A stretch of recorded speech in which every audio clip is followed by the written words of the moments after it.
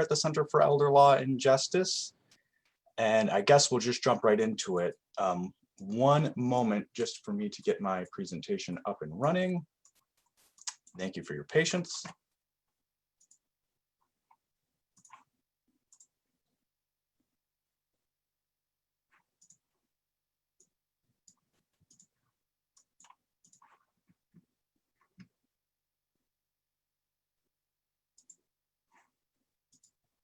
Okay.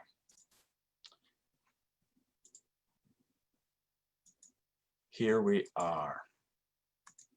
So now you should be able to see the presentation. Again, our topic today is nursing home residents' rights and self-advocacy. I'll give a brief introduction on myself. Like I said, I'm the healthcare policy paralegal here at the Center for Elder Law and Justice. I work in our long-term care resident advocacy unit. The majority of my day today is spent taking phone calls from nursing home residents or their families who have issues with the quality of care or their quality of life in their nursing home. It's my job to listen to the complaints that they have and then decide whether or not the issues that they're having are appropriate for our unit or the Center for Elder Law and Justice, or if there are other resources that might be useful to them. So I started at the Center for Elder Law and Justice, I believe in 2018. I didn't start in this unit. I started as a volunteer and I moved a few units along the way, but I landed in our long-term care resident advocacy unit. And I've been enjoying my time here ever since. And so I was also brought on, I'll talk in a moment, I was brought on originally into the unit to work on our Residents' Rights Advocacy Initiative, which I will speak about right now. When I began as the healthcare policy paralegal, we were starting a project where we were hoping to improve the capacity of nursing home residents in Western New York to self-advocate for their own rights. So the process that the project was funded graciously by the Oddfellow and Rebecca Benefit Fund. And the process was that we set out with a survey. We interviewed healthcare professionals and consumers in Western New York. And what we were looking for is what information did they think was the most important for nursing home residents to know, or for prospective nursing home residents to know, people who are considering their options for long-term care. So we had a survey, we had over 100 responses, which we were very excited to get. And we took that information, and with it, we took what we learned and developed two guides. One is a guide for current nursing home residents that explains their rights. And then the second guide is a general long-term care guide that's for anybody who's considering their options for long-term care. Specifically, it's useful for hospital patients who are considering their next step.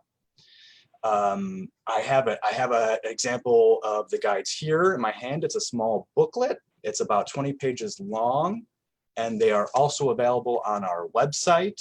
I have the links on this slide here. The slides should be available after the presentation. If you have any trouble getting them, my contact information will be at the end, and you can send me an email and I will send you the links to the guides if that's what you're looking for. But so we printed 10,000 of these guides, 5,000 each. And the current step of the initiative is that we are distributing these guides into the community, and we're giving presentations on the guides, which is why we're here today. That's the topic of this presentation. It's the first in our community outreach presentations as part of our Residents' Rights Advocacy Initiative. So I won't be going over the entire guide today. We have pulled out certain pages that are useful for the topic. We're going to be focusing mainly on care planning, comprehensive care planning, but the entire guides are available online. And so we'll get moving along then. So the topic of today's presentation is residents' rights, knowing what some of your foundational residents' rights are and how to be a strong self-advocate in ensuring that those rights are met and honored by your nursing home. For those of you who are interested in getting into some of the more specific details, I have a link at the top of this slide to the operations manual that the Centers for Medicaid and Medicare Services uses. They are the agency that's responsible for regulating nursing homes, and this operations manual is the tool that they give to their inspectors to explain to them exactly what the regulations are. It's the guidance that the surveyors use to understand when nursing homes are or not following the regulations. So it's a very long document. It's 500 some pages long. On this slide, I've just pulled out the first two rights that are listed in that document. And they kind of serve as the basis for the rest of the rights that are developed in that guidance. So the first part just speaks a little bit to the fact that you do have rights as a nursing home resident. Just as if you were somebody living in the community, you have rights, and you have the rights to be treated with respect and dignity by your healthcare provider.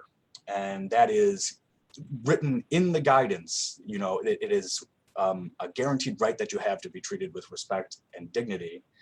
And beyond that, you have a right to exercise those rights. So you have a right to be treated with respect and dignity, and you have a right to ask that that right be honored. So throughout today's presentation, we're going to be speaking about some of the more specific rights that you have. But the theme of today's presentation is how you can be a participant in your care. So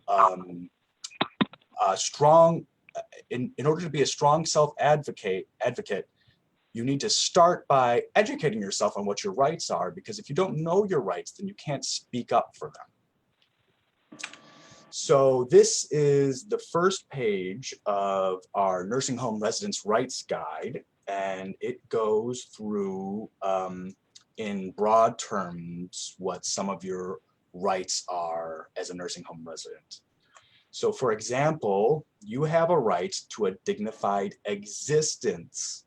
So a lot of these rights are very broad, but they have specific applications. So for example, underneath your broader right to a dignified existence, you have a right to be treated with consideration, respect, and dignity.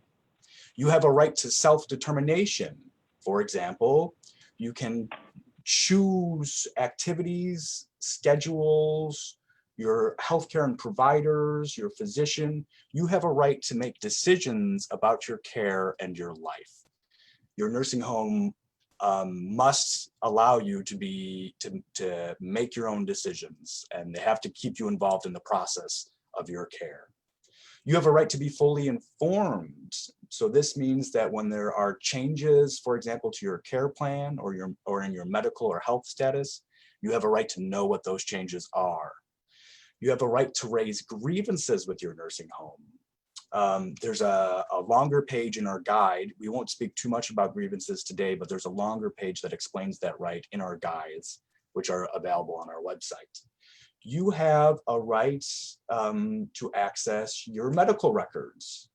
You have rights regarding your financial affairs. For example, you have the right to manage your own financial affairs, and you have the right to receive financial statements quarterly or upon request. You have a right to privacy regarding your personal, financial, and medical affairs. And also during the treatment and during your care, you have a right to have privacy. You also have certain discharge and transfer rights, which we'll be getting into in more detail a little bit later in the process. Nursing home residents have several rights that are guaranteed, and the place to start in order to become a strong self-advocate is to learn what those rights are. And we hope that our guides can be a good jumping off place for you. They can be a good place to start to learn more about what your rights are as a nursing home resident. So when you're, a good place to start in terms of considering what it takes to be a strong self-advocate in your care is at the beginning, which is to say at the beginning of your nursing home stay. It's can be useful for current nursing home residents in case they are moving to a new nursing home, or also useful for people who haven't yet moved into a nursing home to know some of what their rights are. A lot of this work can begin before you're even a nursing home resident. It can begin when you're just starting to consider that one day you might need to become a nursing home resident. That's when you can start really learning and preparing yourself to be a vocal participant in your care. So on that topic, it's useful to know a little bit about what the first 48 hours look like in your nursing home. This page is a slide from our hospital guide. It's the only slide from our prospective nursing home resident guide that we'll be going over today. But again, that is available online on our website. So if you decide that a nursing home is your best option for care, then you'll want to be aware that there will be physician's orders, sometimes called admissions orders, for your immediate care. These tell your nursing home what they need to provide, your care. You have the right to know what those orders are and to provide corrective statements if there are errors. You can ask to see those orders, and you should be provided with a copy. It's useful to bring that copy of the hospital, if you're coming from a hospital to a nursing home, of your hospital discharge packet and your list of medications. And it's important to check that your nursing home has the correct information, that they have the information that they need to give you the care that you want. Your nursing home is also required to develop a baseline care plan or a comprehensive care plan within your first 48 hours at the facility. Staff are required to provide you with a written summary of this plan that includes your initial goals, physician's orders, dietary orders, therapy services, and social services. Really, what's important to remember is that you decide your goals and objectives, and that these should be included in your baseline care plan and comprehensive care plan. It can be really useful to think about what your goals are ahead of time, ahead of when it comes time to express those to your nursing home, so that you know that you can express exactly what you need or what you want from your care, and that can then be included in the baseline care plan. That's the best way to make sure that aspects of your care at the nursing home are delivered in a way that is what you want. It's the best way to get the care that you want, is to make sure that that is listed in the care plan. This slide is some further advocacy tips for the baseline care plan.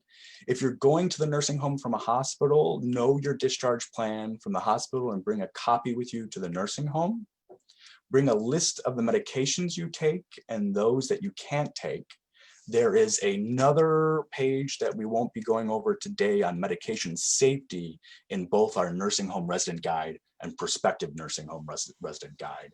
That's really quite useful. I encourage you to take a look at that. It gives some very good tips on how to avoid medication errors.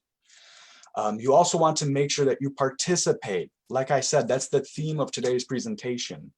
The baseline care plan is required to reflect the resident's stated goals and objectives. So you want to make sure you know what those are ahead of the time that it comes to express those.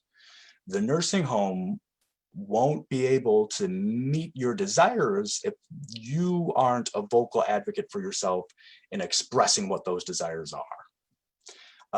You can ask for the baseline care plan summary. The baseline care plan must be completed within 48 hours, as we said, and the summary should be promptly provided to the resident once it's completed. So if you don't get a copy of that, you can ask for it from any staff member at the nursing home, perhaps the social worker, but if you can't get a hold of the social worker, you can ask any staff member what you need to do to get a copy of that baseline care plan. And then finally, One of the most important steps, which is sometimes overlooked, is you want to review your baseline care plan. Once you have a copy of that plan, you want to make sure that it's accurate and that the goals that you have are included in it. Another important resident right that can be used as a tool to shape your care into the form that you would like it is the facility's requirement to complete resident assessments. Nursing homes are required to make a comprehensive assessment of residents' needs, strengths, goals, life history, and preferences, at minimum within 14 calendar days after admission, and when there are significant changes in your health status, and not less than once every 12 months.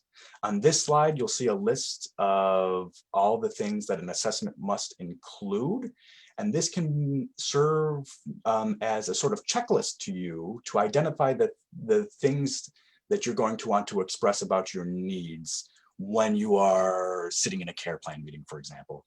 So, for example, just looking at this list, I see that there is vision. So perhaps you have poor vision. So you want to make sure, so something like, we're seeing a lot of virtual visitation nowadays. Sometimes people who have poor vision, that's not really an adequate alternative for them because they can't really see their loved ones' faces. So it's not adequate for them in place of in-person visitation.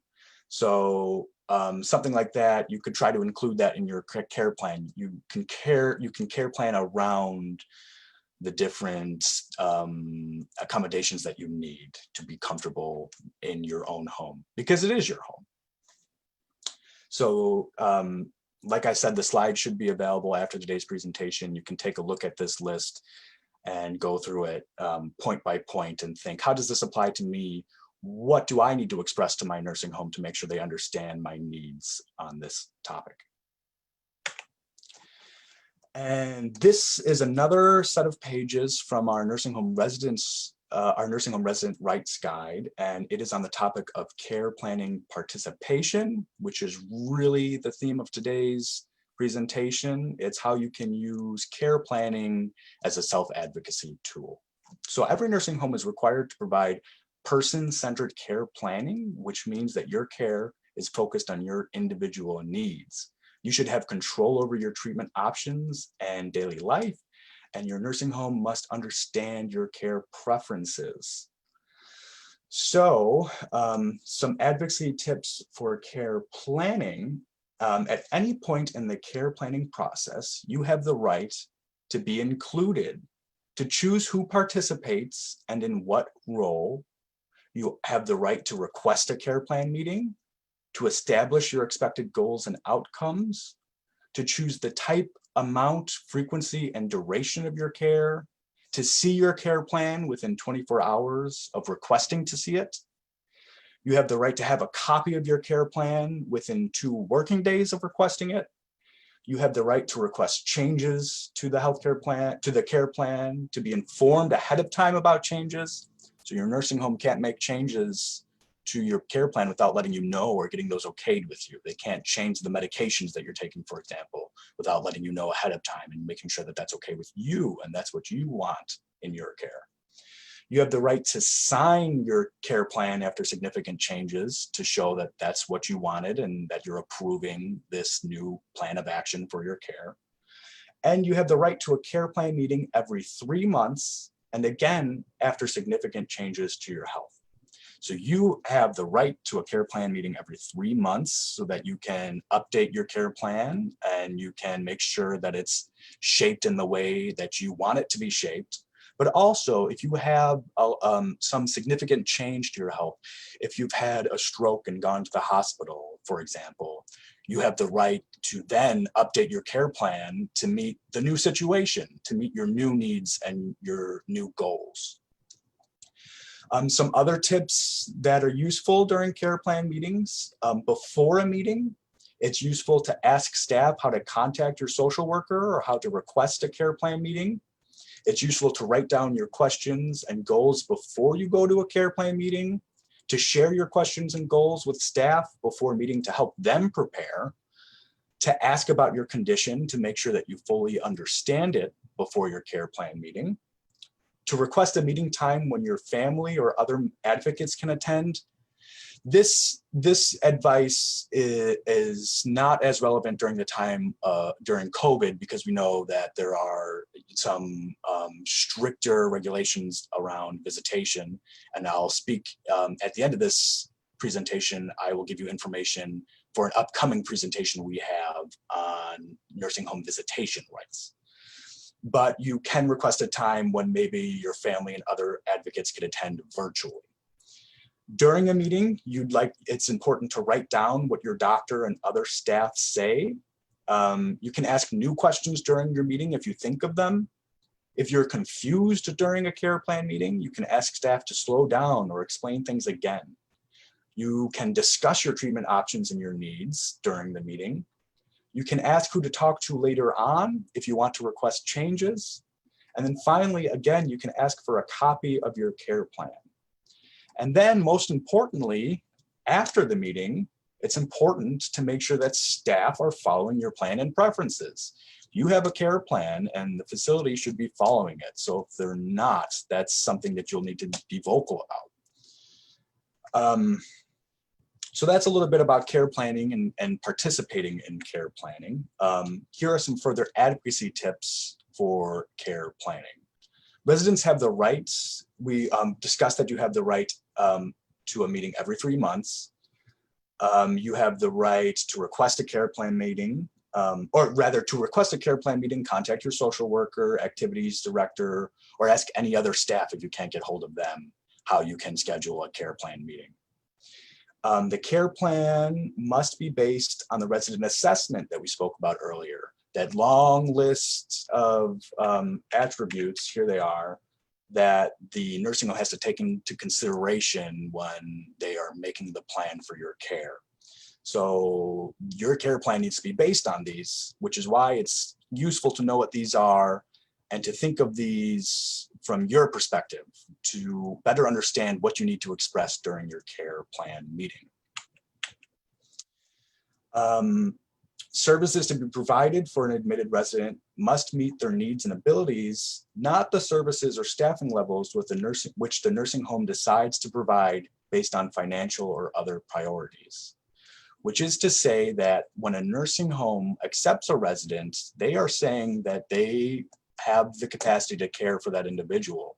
So the care plan and what's in it needs to be aimed at meeting the resident's needs, not the nursing home's needs. So the care plan can't give you less time, less attention from staff because the nursing home is understaffed.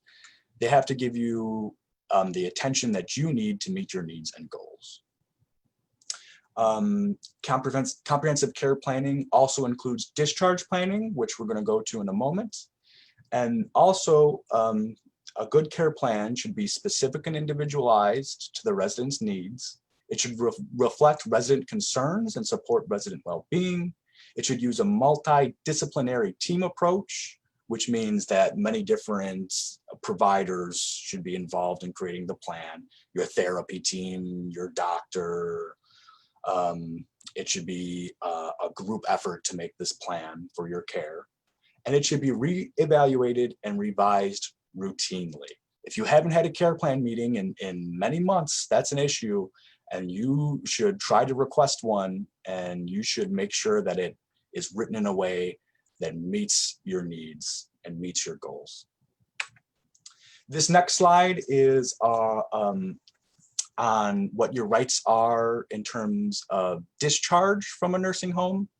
Part of your right to care planning is discharge planning, which is to say that included in your care plan should be your goals for discharge.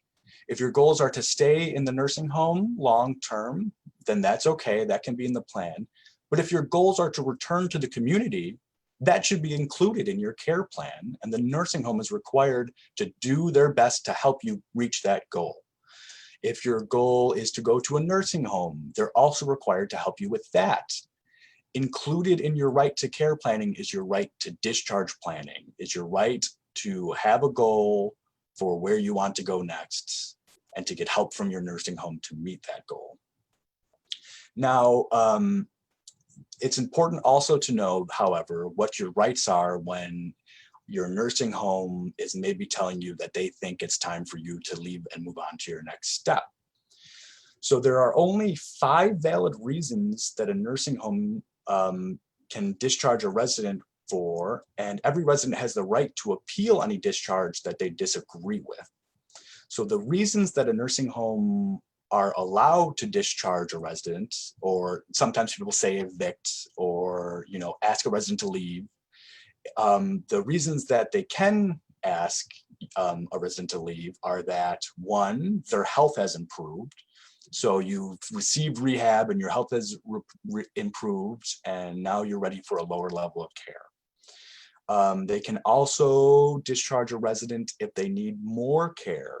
So if your health has worsened and your nursing home can no longer meet your needs, you can be sent to a higher level of care. This usually means you are being sent to the hospital or emergency room. The nursing home can also discharge residents who haven't paid. However, nursing homes are required to help you manage your finances to the extent that you would like. They are also required to help residents apply for Medicaid when it's needed. So if the nursing home has done all that, if the nursing home has done all that it can to help a resident pay for their stay, and the resident still has not paid, then they can tell the resident to leave after providing 30 days notice. So all that to say that your nursing home can tell you to leave if you haven't paid, but they have to help you try to pay first. They have to help you try to figure out a way to pay for your care first. And then finally, a nursing home can tell you to leave if they're closing, but that is rare. And even in that instance, the nursing home and the Department of Health would be required to help you plan and figure out your next step. Those are the reasons, the only 5 reasons that a nursing home can ask a resident to leave. That being said, it's helpful to know, and it's helpful in being a strong self-advocate to know what are the reasons that a nursing home can't ask you to leave. What are some of the reasons that a nursing home might use, but the reasons are actually inappropriate? Those are, or some of those are, if your nursing home is asking you to leave your nursing home is not allowed to use these following reasons when asking you to leave the nursing home. The first is you need long-term care. All nursing homes in New York State provide long-term care. Even if you were admitted to receive short-term rehabilitation, you have the right to stay for long-term care. It's a requirement as a facility that accepts Medicaid that they provide both short-term rehab and long-term care services. Another inappropriate reason is you haven't paid, but your Medicaid application is pending, or Medicare is considering paying your claim. They have to wait until the result of that claim or that application before they can tell you to leave. They can't use those pending applications as a reason to ask you to leave. They can't ask you to leave because your Medicare coverage has ended. Medicare will typically cover a maximum of 100 days of nursing home care, but if your current insurance coverage is ending, the nursing home is still responsible for helping you try to figure out how to pay for your care. So again, they have to do their best to try to help you figure out how you're going to pay for that care. A nursing home can't ask you to leave if your health has improved when a nursing home, can't ask you to leave because your health has improved when it actually has not, and you still need nursing home level of care. You can't be asked to leave for refusing medical treatment. You have the right to decide what treatment you receive and don't receive.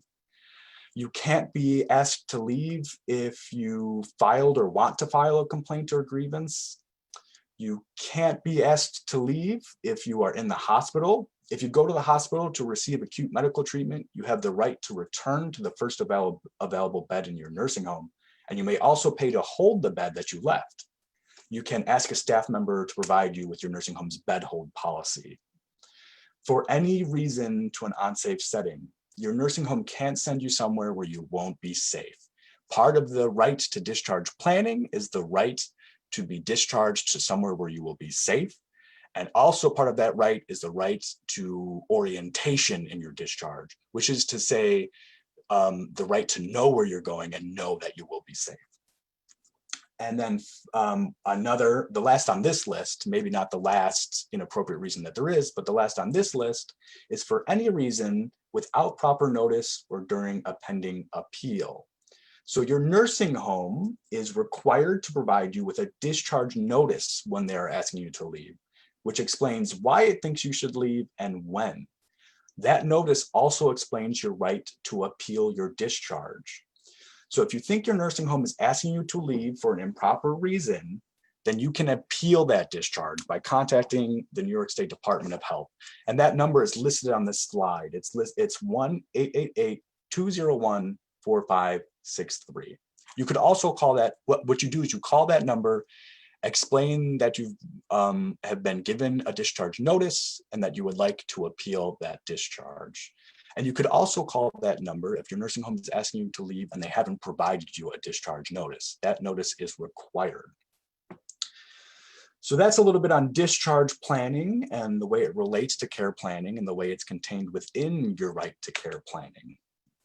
We're finishing up here. We've gone half an hour, so I'm just going to go over now some useful resources to have as a nursing home resident that can help you in your self-advocacy. The first is the Long-Term Care Ombudsman Program. The Ombudsman Program, we at the Center for Elder Law and Justice actually partner with the Long-Term Care Ombudsman Program. And what they are is a federally mandated program, meaning that every state is required to have one. And the program is staffed by experts on nursing home residents' rights. And nursing homes are legally required to work with ombudsmen. So it makes them a really valuable tool and advocate for resolving issues of quality of care or quality of life in your nursing home. In Western New York, our long-term care ombudsman program is Region 15. To contact them, you can call 716-817-9222 and then choose option 1 or 2 depending on what county you're in. The Center for Elder Law and Justice serves as the legal liaison to the Long-Term Care Ombudsman Program. So when their ombudsmen have questions about legal issues that the residents that they're working with have, we serve as a source of information to them. But they are a really important tool and advocate to have if you're a nursing home resident and to keep in mind in case you need them one day. And so, for example, if you had some sort of issue where maybe the nursing home wasn't letting you see a copy of your care plan, or your nursing home wasn't scheduling a care plan meeting for you and it had been a very long time since you had one, you could call the ombudsman program, express that to them, and they would do their best to advocate for you to the nursing home to fix that issue, whatever it may be. Some other useful informational tools.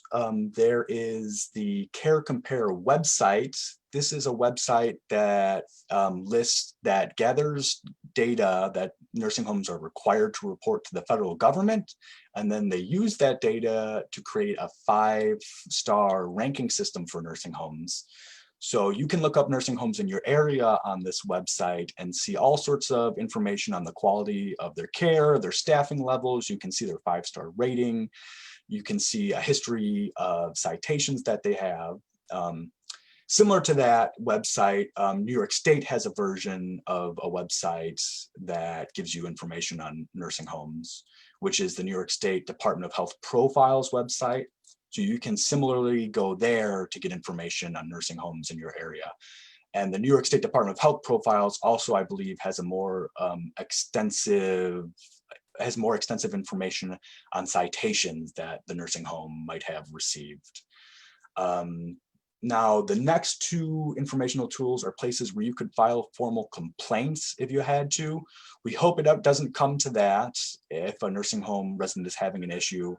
And there is a process that you should go through before you get to the point where you're filing a complaint. So for example, you can go to the ombudsman first. You can file a grievance with a nursing home first. There's a page on that in our nursing home residents' rights guide. But all else failing, and you've tried your best to resolve the issue that you have, but your nursing home just won't see it your way or just won't give you the care that you're asking for or need, then you can file a complaint. The first place you can do so is with the New York State Department of Health. They are responsible for regulating nursing homes and ensuring that and inspecting nursing homes, and they have the power to issue citations and fines. They investigate every complaint they get. You can do so by calling the complaint hotline. That number's on this slide, or you can do it online, and there's a link to do that as well. Another place where you can file a formal complaint is with the New York State Attorney General. They have what's called a Medicaid Fraud Control Unit, which investigates issues of abuse and neglect in nursing homes, and also available online. There's also a complaint form available online. Another useful informational page is our own, the Center for Elder Law and Justice. On our website, we have a nursing home and assisted living resources page where we regularly update with information concerning your rights as a nursing home resident. So if you visit this, the link is on the screen. If you visit our link there, you'll find all sorts of guides and other useful information that might be useful to you as a nursing home resident. For example, we have a guide there about your rights during a discharge. We also have a very comprehensive guide on all the regulations that have come out during the pandemic for nursing homes and assisted living facilities. And also on this page are the guides that we're speaking about today, our nursing home resident rights guide and general long-term care guide. And then finally, the Center for Elder Law and Justice is also part of the Long-Term Care Community Coalition. This is a consumer advocacy group, and I've listed their website. They also have a lot of really great resources on their website and information that would be useful to nursing home residents.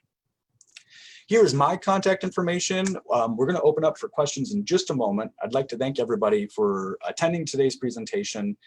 If I don't get to your questions, feel free to shoot me an email, or if you can't find a copy of the slides, send me an email and I will get you what you need. And then as promised, here is some information on our, I believe it's our next Facebook Live presentation. My supervising attorney, Bria Lewis, will be doing a presentation on what your rights are in terms of nursing home visitation during COVID-19. I imagine that's going to be a well-attended event. There's lots of questions that people have about nursing home visitation. So also in this slide, there are some other resources that we have that you can take a look at. I don't think we have time to go through them right now, but just so you know, there are some other resources that might be useful for you at the end of the presentation. So I'm going to stop my presentation now and then check in with Shayna and ask her if we have received any questions. Hi, so the first question is, someone says they're interested in learning to what extent, if any, we're seeing the baseline care plan requirement implemented. The Trump administration pulled back on this, and the person says he's worried that it effectively sent a message not to bother with it. Well, and so you certainly still have the right to that baseline care plan. And interestingly, I think what happens more often is that, so there's the baseline care plan, which is intended as a placeholder for the more involved comprehensive care plan. And so what sometimes happens is nursing homes will just go straight to the comprehensive care plan and skip that baseline care plan, because if they go straight to the comprehensive care plan, then the requirement for a baseline care plan is considered to be met because they've gone to this more extensive, more involved version of the plan. It's not a problem that I hear a lot about in my calls, people calling me about issues with their baseline care plan. So I can't speak too much to whether or not, at least in my experience, I haven't seen that this has been too much of an issue, but it's certainly important to know your rights so that you can recognize it in case it becomes an issue for you. Okay, another question we had on Facebook was whether or not a recording of this presentation will be available. And I will be putting the video on YouTube and sharing it on our webpage. Thank you, Shayna. And then if anyone who is in the Zoom meeting has a question, if you can unmute yourself, you can ask it that way or type it into the chat. Hello? Hello. Yeah, can you put up again? I want to get a copy of the book that you went over. Could you put up again so I can copy a phone number to call or something? Yes, I'll share that right now. One moment. Yeah, because you went very quickly on it, on the screen.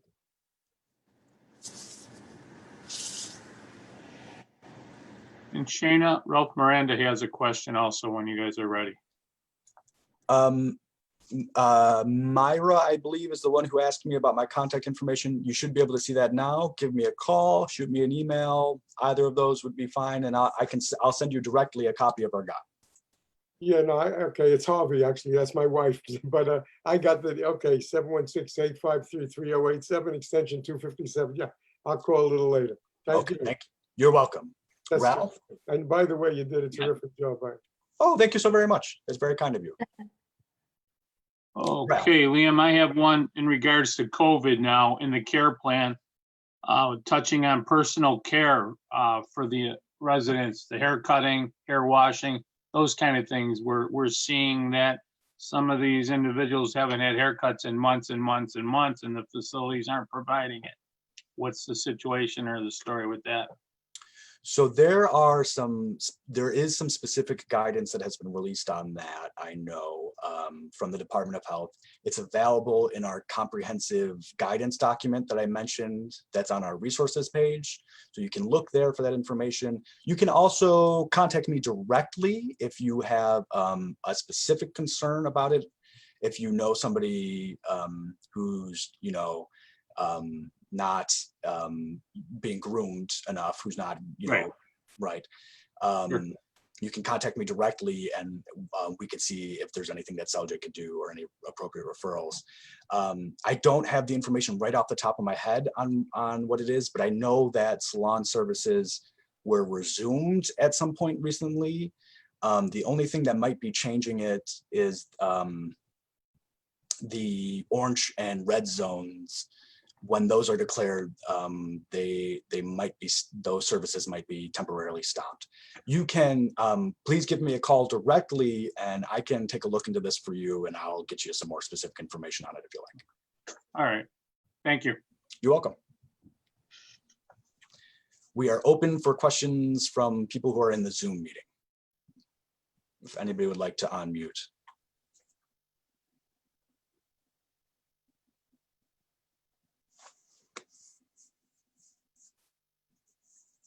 If you think of a question after we've ended, again, I'll throw up my contact information again right now. You can always give me a call with that question.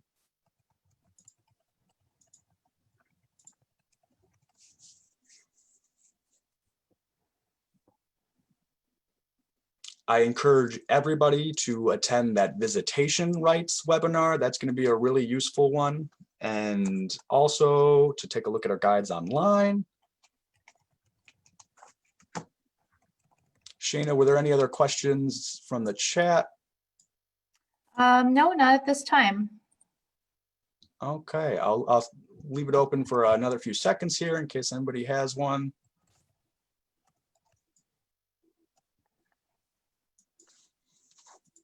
Liam, it's Ralph Miranda again. Do you handle the assisted living units also?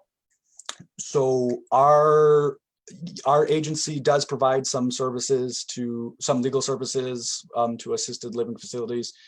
For example, let me just make sure I'm not muted here. Yep, there we go. For example, we will represent individuals who are facing eviction from assisted living facilities. And also, if you have questions about your rights, you can give us a call. The guidance document that I've mentioned a few times now, it has all of the guidance that's been released for nursing homes and for assisted living facilities.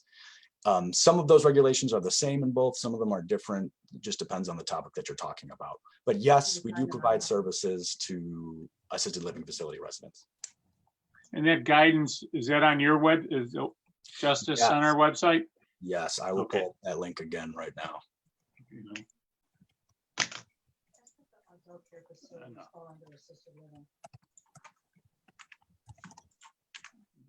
And do adult care facilities fall under assisted living?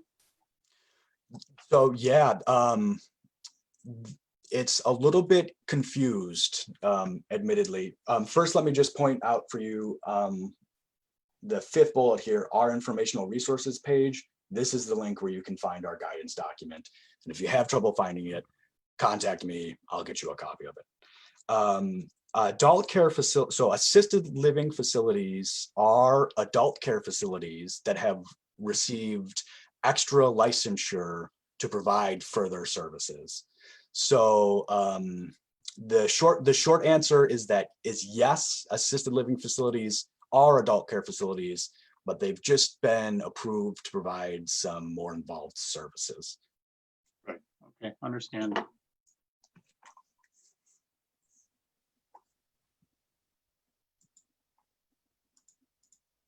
Any other questions?